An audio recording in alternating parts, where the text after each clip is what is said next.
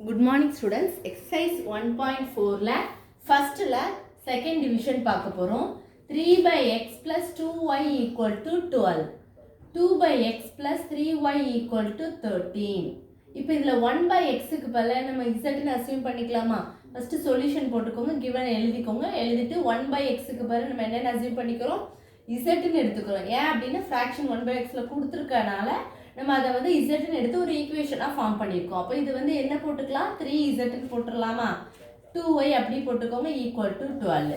அடுத்து இதை வந்து 1 by x 2 by x ஃப்ராக்ஷனுக்கு 1 by x வந்து நம்ம z ன்னு எடுத்திருக்கோம். அப்போ 2z plus 3y equal to 13. இப்போ டெல்டா கண்டுபிடிக்கணும், டெல்டா 1 கண்டுபிடிக்கணும், டெல்டா 2 கண்டுபிடிச்சு நம்ம எக்ஸோட வேல்யூவும் ஒய்யோட வேல்யூவும் கண்டுபிடிக்க போகிறோம்.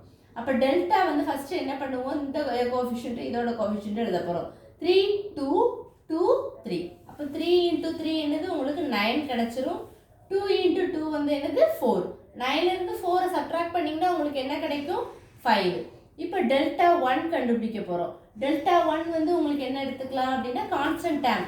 ஃபர்ஸ்ட் இங்கே வந்து கான்ஸ்டன்ட் டேமும் 12 13, அடுத்து ஒய்யோட டேம் 2ம் 3யும் எடுத்துக்கணும். கிராஸ் மல்டிப்ளை பண்ணலாமா? அப்போ 12 3s ஆர் என்னது 36 மைனஸ் 13 2s ஆர் என்னது 26. சப்ட்ராக்ட் பண்ணீங்கன்னா உங்களுக்கு என்ன கிடைக்கும்? 10 கிடைக்கும். ஓகேவா? அடுத்து நீங்க என்ன கண்டுபிடிக்கணும்? டெல்டா 2 கண்டுபிடிக்கணும். அப்போ டெல்டா 2 வந்து என்னது? இசட்டோட டேமை ஃபர்ஸ்ட் எழுதிருக்காங்க, 3யும் 2ம் காலம்ல எழுதிக்கோங்க. அடுத்து கான்ஸ்டன்ட் டேம் எழுதிக்கணும். கிராஸ் பண்ணும்போது 3 into 13 வந்து உங்களுக்கு என்ன கிடைக்கும்? 39 மைனஸ் 2 into 12 வந்து உங்களுக்கு என்ன கிடைக்கும்? 24.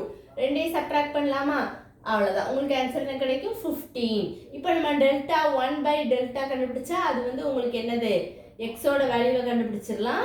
அடுத்து ஒய்யோட வேல்யூவும் கண்டுபிடிக்கலாம். Z equal to delta 1 by delta. Delta 1 என்ன கிடைச்சிருக்கு உங்களுக்கு? 10. டெல்டா என்ன கிடைச்சிருக்கு உங்களுக்கு? 5. ரெண்டையும் டிவைட் பண்ணிங்கன்னா உங்களுக்கு என்ன கிடைக்கும்? 2. ஆனால் நம்ம இசட் வந்து என்னன்னு எடுத்திருக்கோம்?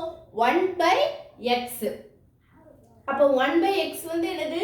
2. அப்போ x ஓட வேல்யூனா 2x equal to 1. x ஓட வேல்யூ வந்து என்ன கிடைச்சிரும்? 1 by 2. அடுத்து y வந்து டெல்டா 2 by டெல்டா. டெல்டா 2 வந்து உங்களுக்கு என்னது? 15. டெல்டாவோட வேல்யூ 5. அப்போ 15ல இருந்து 5 டிவைட் பண்ணீங்கன்னா உங்களுக்கு என்ன கிடைச்சிரும்? 3. இப்போ therefore solution set is x ஓட வேல்யூ y ஓட வேல்யூ எழுதிக்கோ. 1 by 2 3. கிராமர்ஸ் ரூல் மெத்தட் வந்து ரொம்ப ஈஸி.